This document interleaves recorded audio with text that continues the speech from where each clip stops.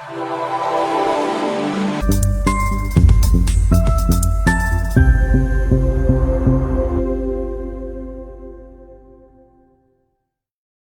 وعنا وناكسن داودي halkan waa TV-ga gobolka Banaadir ee Banaadir TV waxaad ku soo dhawaataan barnaamijka barqa wanaagsan xilliyadan oo kale aad ka daawataan TV-ga maamulka gobolka Banaadir qodobada aynu soo qaadan doono barnaamijkan aad ku daawan doontaan waxa qayb ka noqon doona oo diiradda saarayna doorashooyinka ka dhacaya maamulka Galmudug iyo qaabka markaas u dhacayso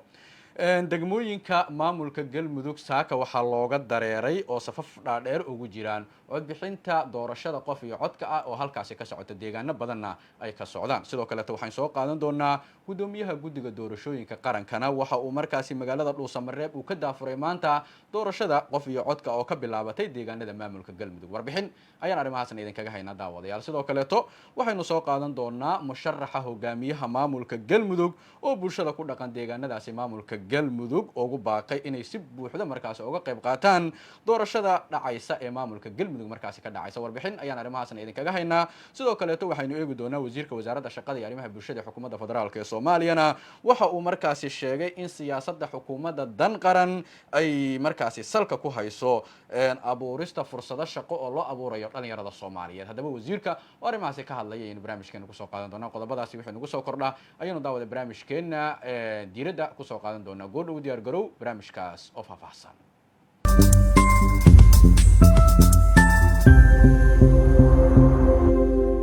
وهاجاك داودة أنت سوحي هاين قضبة أوجود دور كورونا برامج كديرة أنو كوب اللونه قضبة عن إدين صوشيجي دجموين كمامل كجلمدوج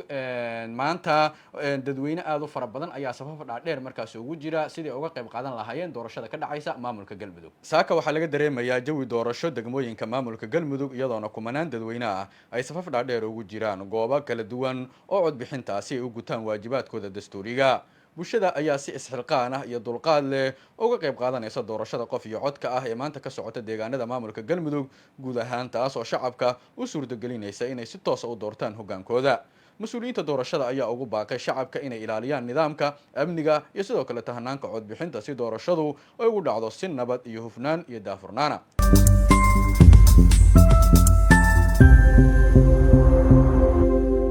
وهاجاك داودة ولي برامجك ديرة أياد مركزي داونيسان قدوميها قدوة دورشوين كقرن كان عبد الكريم أحمد حسن وحو مركزي مقالة Dhuusamareeb maanta uu ka daafuray doorashada qof iyo codka ah ee maamulka Galmudug oo markaasi ka bilaabatay deegaanada maamulka Galmudug maruu la hadlayay warbaahintana waxa hadaladiisi kamid ahaa maanta oo bisha 7 ay tahay 30 sanadkuna uu yahay 2026 waxaan joognaa xarunta dhexe ee degmada Dhuusamareeb ee maamul goboleedka dawlad goboleedka Galmudug waxa habsami u socda codayntii labadii maaragtay doorashada isku sidkanayd waxaana insha Allah taala maanta noo furan wadooyinkii iyo dimuqraadiyaddii dalka uu u baahnaa dhammaan 11 degmo oo aan u cilaaminay inay ka dhacdo doorashada deegaanka dawlad goboleedka Galmudug State ayaa saaka 7 in the morning wada furmay boqolkiiba boqol waa ilaahay mahadiis waxaanan u sheegaynaa ummadda Soomaaliyeed meel kasta joogaan inay doorashadii bilaabatay gaar ahaan reer Galmudug hawshan ay saa ku socon doonto bidmillaahil kariim Dhuusamareeb waxaa laga codayn doonaa 14 goobood 4 goobood oo bannaan ku taala ah iyo 10 goobood oo gudaha Dhuusamareeb ah Dhuusamareeb waa dhowr iyo 20,000 waxaan qiyaasaynaa in badankoodu maanta imaan doonaan insha Allah taala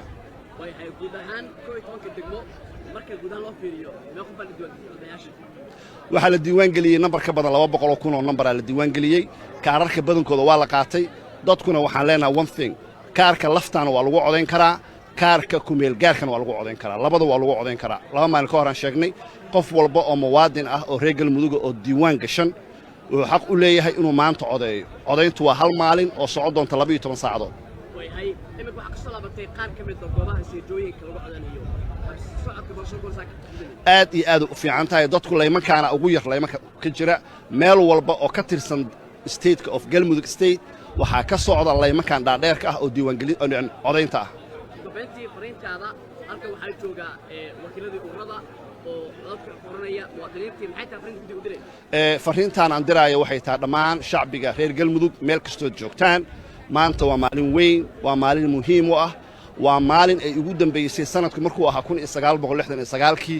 inay madaxdooda doortaan 60 sano ku dhowaad fursadda qaaliga ah maanta waqti dheer la soo geliyey waxaa la geliyey diiwaangelin waxaa la geliyey kaarbixin waxaa la geliyey ma aragtay qaybintoodii waxaan maraynaa maanta meeshii noogu dambaysay waa inay codeeyaan shacabka meel kastoo ay joogtaan maanta waa fursad qaaliya waa ma aragtay fursad muhiim ah oo loo baahan yahay qof walba inuu ka faa'iidaysto imow goobaha waa nabad gurigaaga ka soo bax meesha kuugu dhow ku imow ku codee ka faa'iidayso xisbigaa rabta ururkaa rabtana dooro saa rabtana u dooro waa xor iyo xalaal doorasho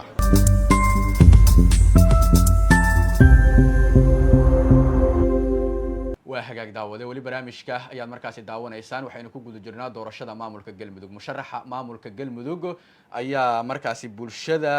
ku dhaqan deegaanada maamulka galmudug ugu baaqay inay si buuxda uga qayb qaataan doorashada markaasi ka dhacaysa deegaanada maamulka galmudug isagoona sheegay inay doortaan hoggaan markaasi iyaga ay soo doorteen maruu la hadlayay warbaahinta waxaa ka mid ahaa hogaamiyaha bismillahi rahmaani rahiim alxamdulillahi rabbil caalamiin wasalaatu wasalaamu calaa rasuulillah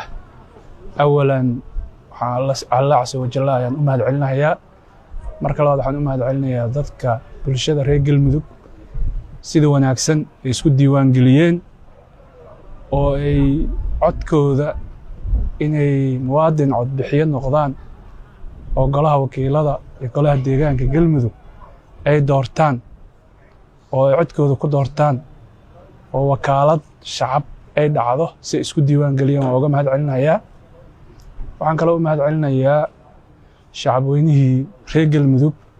deegaanada tirada badan intaan ololaha doorashada ku jirnay sida wanaagsan ay noo soo dhoweeyeen oo ay socdaalkeenii galmudug oo dhan aan ku marnay inta xorta ah isku soo baxyadii taageeradii qalbigii daruufihiinii aan soo aragnay idin soo wareysannay adinkani si wanaagsan baa noo soo dhoweyseen reer galmudug meelaad joogtaanba waxaan leenahay waa mahadsantihiin waxaan kale oo aan codsanayaa shacabweynaha reer galmudug dadka reer galmudug inay berri u soo dareeraan codka ay u soo baxaan si ay u doortaan xisbiga cadaaladda iyo wadajirka ayagoo qoraxda iyo gaajada iyo duruufaha iyo wakhtiga qaaliga ah bixinayo sababta ah wakhtigaas u bixinaysaan oo goobaha doorashada loo imaanayo waxaan jecelnaha xilligii hore 6 aroornimo ilaa 6 maqribkaba inaan la caajisin in goobaha la soo buuxiyo in dadka shacabka reer galmudug fursaddan iyo wakhtigan qaaliga ah oo aan waayahan aan la helin oo 69kii dalka ugu dambeysay maanta aad hesheen inaad ka faa'iidaysataan oo aad soo baxdaan waxaan idinka codsanaynaa maadaama himilooyinka xisbiga cadaaladda iyo wadajirka uu sabab u ahaa in shacabka Soomaaliyeed ay maanta doorasho u dareeraan oo aragtidaasi hogaamiyaha Dr. Xasan Sheekh Maxamuud oo madaxweynaha jamhuuriyadda ah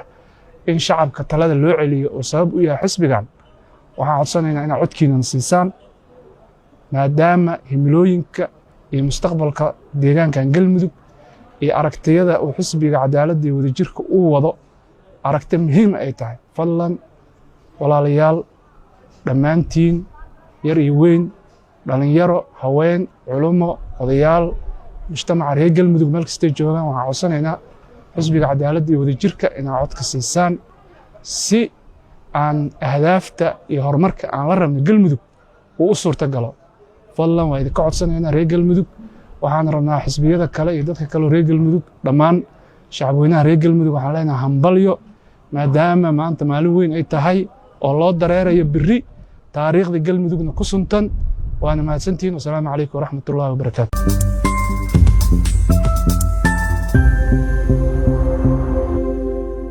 hagaag daawade qaybihii dambe ee barnaamijka ayaan isla soo gaarnay wasiirka wasaaradda shaqada iyo arrimaha bulshada ee xukuumadda federaalka ee Soomaaliya ayaa sheegay in siyaasadda xukuumadda dan qaran ay salka ku hayso abuurista markaasi fursado shaqo oo loo abuuro dhalinyarada wasiirku wuxuu xusay in wasaaraddu ay xoogga saarayso hirgelinta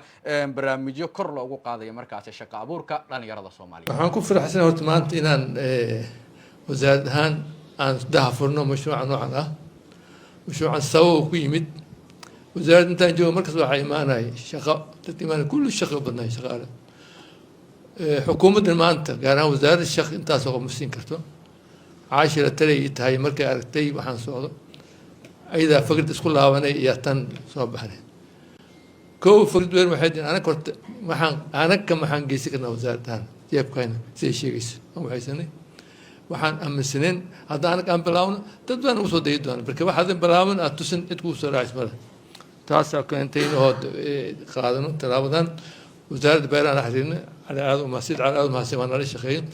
وحاولنا مشروع كلوينا صوبنا أنا كوزارة بيران أنا فعلا مشروع كلوينا صوبنا وكان كبلارنا لكن كان أنا ما دام عودني هاد قاعدين نوسينه هين قاعد نوسينا سي ودنا محان ودور الجامعة ده ماشي معانا قف مركو الشغل هذا بدي وحلا مسين هي دتك الشغل فود نستجعلين أنا أنت أنا هوشان بلاوي دت بدنا وصوب بندقي بدي ودفسنا لكن فائدة كل شيء شيء جامعة أنا صوبة نينكي جامعة أصور لما بيرو سؤالي وحلا مسيحي نين كان إيه كربتها كربت مسيحي ما لقيت لو سمين هاي مو بهنا كرنسي قف أو لمان قال مو بهنا هب كيس أسا وحارنت أصور جامعة ديناي أو صوت دورتي بيرو بش تاسا دمان واحد تاس وحي كينيسا مركو مشروع هيكلت بسو وحال وحي اسكيس وبح لعكست او ويديست اللي سي بركو لو كالسونيه بركو waxa ku jira meesha wataana ku jira meesha taasa sababa anaga wasaaradda waa gadaal taagantahay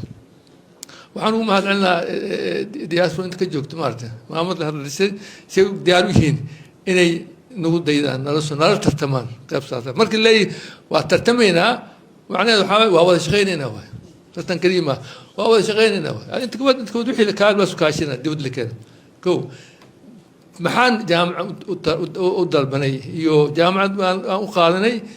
يو بيرلي قار كانوا قالني وحن قالني وحربنا تيانا تين واحد بدل بيري لغا صوت تغو سحبكو أو لا أول جري لغا صوت تغو للتياي ما أنتو حال مرايا لول ير إن يرو لول أو أحبنا لغا صوت صار تاس لو عسري أيوة قلب كم كان هرشوالة ووزير هرشوالة كم هسين كم كان هرشوالة وحنا نقول بين استديد كان وقت بينها هرشوالة قد هذا بلد كم كان وحنا وقت بينها دكوين كان وقت بين هذه سياسة حكومة دنقرن بحيث هاي ماشي أول قرار وزارة ماشي أول وزارة وحنا صورة سجل وزارة أيضا دحقليس دحقليس ما حاسو كاشنا نكالمة إذا نكالمة هذا وحنكم بلا بيرها هنكم بلا بركة بيرها هو يد وحصو صار كوي وحنكم يجي دونا بربرس أنا دوبل هذا وحنكم قد بدونا دين وحصو صار كلهم يصير وحنكم يجي دونا حوالهم يجي دونا وحنكم يجي دونا وزارة قاعديتك فرسمات قلنا وحنكم يجي كل أنتي أو أباهن أن سمين دونا واحد بربرس صعدة سيهار مركي دتك أسوي جيست لا أسوي جيست فردا شق كسر وزارة كسر إلا سوجس دير أجمل حرفة حقته وحال سو صارني قد قرن على مقعد شان تونق بشان أو كسافن حرفة كرفتي وقالت حرفة إيوه شغل تيهان قد بي تاس محاول سمينه محاول سمين إن حرفته لحوجي لحوجي لا صوب بلاو لا صوب بلاو مكان لا صوب بلاو إلى فرسحان كل كان إعلان كل كان كل اللي متقرر تاس وعواي وحمينا السوق شق جودها كلمة أنت ودنا كنت من شق وقاعد ندير هذا وحان قرده وحاب راودنا مشروعه ودريد الدود شغال دوفن الدود وضمنا درس وأراهن هاي خليجك قارها سعودي وحب أنا كل شغالها الدراي وشغال حرفيين نقطة مرك هداي القف خلنا واجين ما أغنى ما الشغل أمتال حرفت أنا جت له ردي سوا وحنا مرينا ما حمش ما قف ما أغنى ها يا عبد الله يا ردي سوا حرفت ما كنت ألقى أولد أنا كنت ألقى جدي الله سمي جدي وحوك كونياي وتمسدح وزارة وقام تمشون وزارة وقام يسو وزارة شغل أرمها برشيد وحفيز وزارة ما تحكيه كاسر إن حرفت كسر للتيه واجران سكولات برامج واجر حرفت لا واجران وآد في عن سماية قار عن صوت كين واجر دونا كو جرو على تين دونا يكو عصبة سمين دونا حرفت يعني حقوق السادس مركا عاد بعد بحكة نبيو وحنو جري شعب الصوماليات وهذا اسكتشت يوجد بسياسة الهود وعورتي اسكتش يوجد فيه adduunka sida hotel sheegay macaamadii dadku caawin jiray ma jiro markay adduunka asaabtiisa haysta sidii wal ma jirto annagana ku talagalno beerihii kalluumaysigii xoolihii kulli wax soo saarkii hawadii kulli waxayso marka koow waxaan ugu mahadcelinaynaa inta timid oo diaspora ka mid ah iyo hay-adaha soos iyo kulli iyo human appeal ay balan qaadeen inay gacan geysan doonaan diaspora waan ku talagelaynaa howshan bilaaw guddi farsama la abuur doonaan si habeyn doonaan marka haddii ilaahay wadadaas waa ku mahadsantihiin inaad isla fahamnay wadadaas aan qaadnay taasay noqon doontaa haddii ilaahay waxaan gaar u soo jeedinaa ilaa kasow dadka soo shaqeeya caashi iyo xasiid cali oo howshan soo wadeen intii kasoo qayb gashay wasaaradda diyaar u tahay dhalinyaro joogto qof kastoo koox kastoo dhalinyaro ay is abaabulaan wax la yimaadaan wasaaraddu waxay diyaar u tahay inay gacan ku siiso marka adiga fikrad aada wadatid oo rabitaan kuu muuqdo meel kasta aadi kartaa waxaana si wanaagga maanta waxaa diyaarnu ah bunuugta badi qaara diyaar u ah inay maalgeliyaan mashruucyada oo dhalinyarada ku saabsan qofkaas meesha kasoo waxayso marka waqtigiis ilaahna gaarsiiyo sanadkan waxaan rajaynaynaa mashruucanoo korsi aaday iyo mashruuc kale oo la siman laakiin fildi kale meel kale ah barbar socda oo wax soo saar ku saabsan inaan soo qaadno waxaan maxaad ugu celinaa wasaaradda beeraha aaday gacan noo siisay wasaaradda kalluumaysiga waa kusoo soconaa haddaan sii sheegaynaa wasaaradda xanaanada xoolaha iyo wasaaradaha kale quseeya wasaaradda ganacsiga xaggan waxa waaye waa waxaan ku talagalay inay gacan fiican naga siiyaan dhinaca ganacsiga waxaysna haddii ilaahdo marka intaa waa ku mahadsantiin inaad timaadeen aad idinka soo qayb gasheen ardayda u hambaliyayna howshan ay bilaabeen inay kada dhigaan ogaada kuma khasaaraysan haddii ilaahidmo mashruucan waa noo daafuri haddii ilaahidmo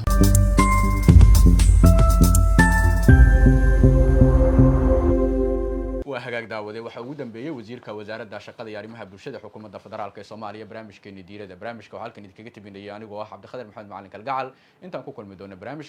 lacayn waxaan idinkaga tegaynaa daawadayaal sidaas iyo nabadgelyo